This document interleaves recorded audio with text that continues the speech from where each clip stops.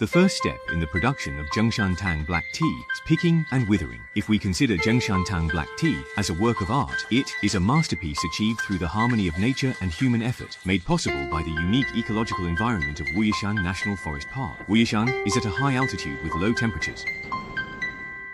Tea trees grow, letting nutrients accumulate longer in leaves. The buds and leaves are plump, tender, providing a great base.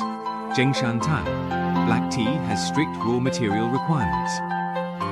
Only leaves from steep slopes near Xidong in Wuyishan are suitable, and this is not an easy task. Picking buds requires care, ensuring uniformity and freshness, not too early or late. Do not pick small or cold buds. Avoid picking in rain, dew.